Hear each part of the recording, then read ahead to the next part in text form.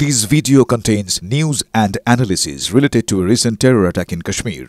The content may include sensitive visuals and discussions that could be distressing to some viewers. Viewer discretion is advised. We strongly condemn all forms of violence and terrorism. The purpose of the content is solely to inform and create awareness based on verified reports. Top quality और consistent performance के लिए सिर्फ silver pump नाम याद रखना। ভারত যেভাবে প্রস্তুত সেটা তো পাকিস্তান জেনে গিয়েছে। আজকে নয়, পাকিস্তান অনেক দিন থেকেই জানে, স্বীকার না করলে সেটা তাদের প্রবলেম। কিন্তু এটা জানার পর একটার পর একটা তাদের তরফ থেকে যেই পদক্ষেপ তারা করছেন সেটা দেখে বাকি বিশ্ব হাসছে, বিদ্রুপ করছে। ভারতের হামলার ভয়ে এবার দেশ ছেড়েছেন পাক সেনার একাধিক অফিসার। এর আগে তাদের গণ ইস্তফার কথা আপনারা জানতে পেরেছিলেন। সেই গণ ইস্তফার কারণ তারা বলছিলেন কখনো অসুস্থতা, মানসিক চাপ।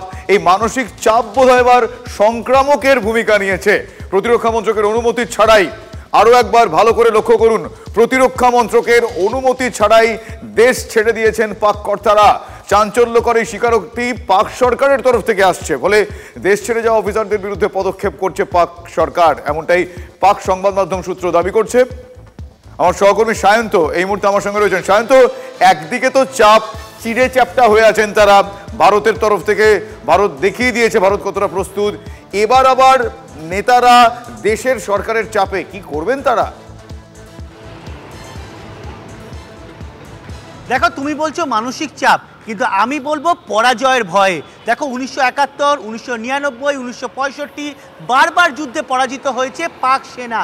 আর সেই পাক সেনা কিন্তু এখনো ভয় ত্রস্ত হয়ে রয়েছে যে আবার পরাজিত হবার আতঙ্ক, আবার যদি আত্মসমর্পণ করতে হয় 1971-এর মতো। মানে তুমি বলছো সায়ন্ত, তুমি বলছো পরাজয়ের ভয় একেবারে পলায়ন, দেশ ছেড়ে পালিয়ে যাচ্ছে, মানে যুদ্ধে আর নামবো না। একদমই। দেখো, পরাজয়ের ভয় এতটাই যে 1200 জন সেনা জওয়ান, 250 জন পাক সেনার অফিসার তারা প্রত্যেকে দেশ ছেড়েছে অথবা মাস রিজাইন অথচ গণ ইস্তফা দিয়েছে। এবং তুমি দেখো যে চিঠি মেজর জেনারেল ডিজি আইএসপিআর এর মেজর জেনারেল পদমর্যাদার এক অফিসার যে প্রত্যেক জওয়ানকে যে চিঠি দিয়েছে তাতেও বলেছে যারা যারা রিজাইন করেছে তাদের বিরুদ্ধে আইন মোতাবেক ব্যবস্থা নেওয়া হবে।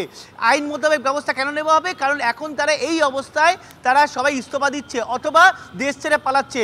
দেশ ছেড়ে কিন্তু পাক প্রতিরক্ষা মন্ত্রকের অনুমতি ছাড়াই কিন্তু এই প্রত্যেক অফিসার বা সেনা জওয়ানরা তারা দেশ ছেড়ে পালিয়েছে। আর এটাই কোথাও হতাশা বা দিশাহারা। নিঃসন্দেহে তুমি অত্যন্ত গুরুত্বপূর্ণ একটা বিষয় বলেছো। আমি এটা একদম ওই হেডলাইনের আকারে বলছি, পরাজয়ের ভয় পলায়ন। কিন্তু দেশ ছেড়ে যে পালাচ্ছে, কোন দেশে গিয়ে আশ্রয় নেবেন এহেন পরিস্থিতি গোটা বিশ্ব তো জানে তাদের অবস্থান, তাদের ভূমিকা। ধিক্কার জানাচ্ছে। কারা আশ্রয় দেবে বলে মনে হচ্ছে? দেখো, পাক সেনা বা পাক প্রশাসনের অন্যতম বন্ধু দুজন, এক তুরস্ক, দুই চীন। এই দুজন বন্ধুর কাছে গিয়েই তারা আশ্রয় নেবে মূলত। তুরস্ক যারা দুদিন আগে নিজেদের বিমান পাঠিয়ে রসদ, যুদ্ধের রসদ পাঠিয়েছে বলে অভিযোগ। অন্যদিকে চীন সামনে না থাকলেও পেছন দিক থেকে তাকে সাহায্য করছে বলে অভিযোগ। অর্থাৎ চীন তুরস্ক ছাড়া কিন্তু তাদের কাছে অত্যন্ত কাছের বন্ধু বলতে কেউ নেই। বাকি যারা নিজেদের পরিবারকে পাঠাচ্ছে সেটা হয়তো ইউরোপে কোনো রাষ্ট্রে পাঠিয়ে দিচ্ছে, কিন্তু পাক সেনা থেকে জওয়ান তারা কিন্তু তুরস্ক বা চীন ছাড়া আর সঙ্গে থাকো প্লিজ, আমি তোমার কাছে আসবো। কিন্তু এই মুহূর্তে তুমি যে দুটো দেশের কথা উল্লেখ করলে, তুরস্ক এবং চীন, সেখানেও তো বিশেষজ্ঞরা রয়েছেন।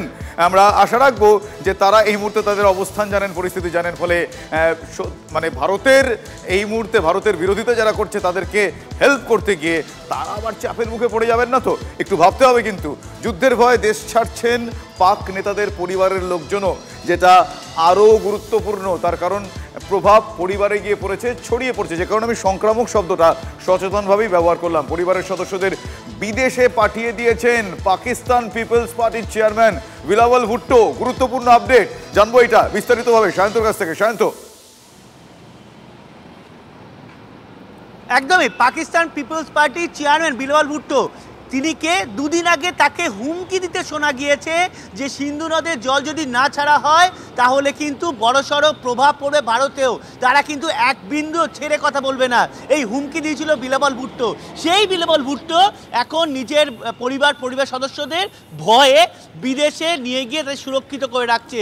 যদি ভারতের আক্রমণে তাদের বাড়ির ওপরে হামলা হয় বা তাদের পরিবার সদস্যদের উপর হামলা হয়, এই ভয়, তার মানে নিজের পরিবারের সদস্যদের যে সুরক্ষা রাখতে পারে পারে না, সে নাকি ভারতের সঙ্গে যুদ্ধ করার কথা বলছে, সে নাকি ভারতের সঙ্গে টক্কর নেবার কথা বলছে।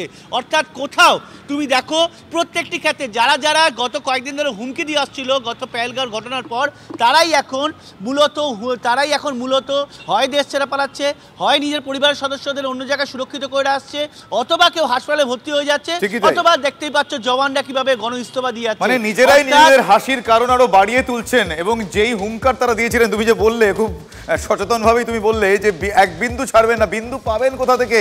বিন্দু বিন্দুতে সিন্ধু হয়ে আমরা জানি, কিন্তু সেই সিন্ধু না থাকলে বিন্দু কোথা থেকে খুঁজে পাবেন সেটা এই মুহূর্তে বড় প্রশ্ন। ফলে এখন অবধি যা পরিস্থিতি, পরাজয়ের ভয়ে পলায়ন পাকিস্তানের, এ ছবি বারবার প্রকট হচ্ছে।